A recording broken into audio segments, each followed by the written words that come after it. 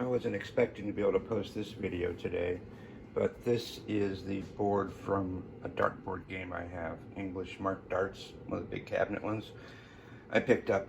It has a 6809 processor and a 6821 PIA. Video is a TMS 9918.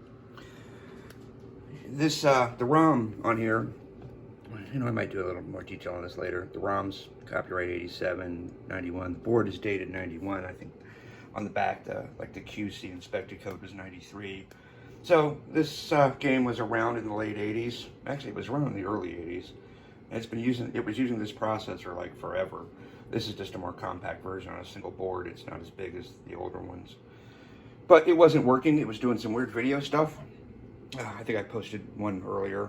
So I took it apart, took the board out, disconnected it, connected it up to my own power supply, 9 volts, and then I connected RCA up to an RCA to HDMI and up to a monitor.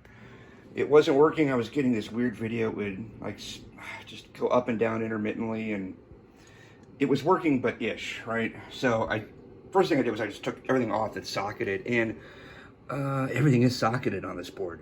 Like, literally every chip is socketed, which is absolutely freaking wonderful. Thank you very much. And actually, like some of them are like nice machine sockets too, not the cheesy press fit ones. But I took everything out, socketed, deoxided everything, cleaned it all up, put it all back together, and hooked it up to power supply, and we will see if it works. Let's turn on here. There's the screen. Boom. It works.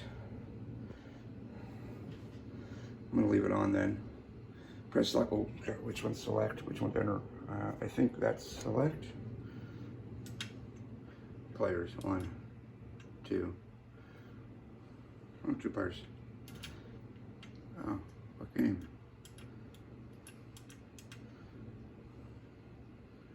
Cutthroat. Yeah, it works. It's black and white only.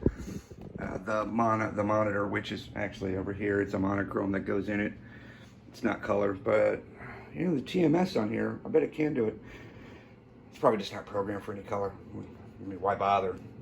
Do you really need color if we only have that on there? So I'm gonna take the ROM out, take an image of it. Probably clean the board up a little more, and then the rest of the machine has more work to do, so I got to clean that up. And the dartboard itself, I got to deoxide the connections, but hopefully it'll go back together and it'll actually work, and we'll see if it senses stuff. Laters.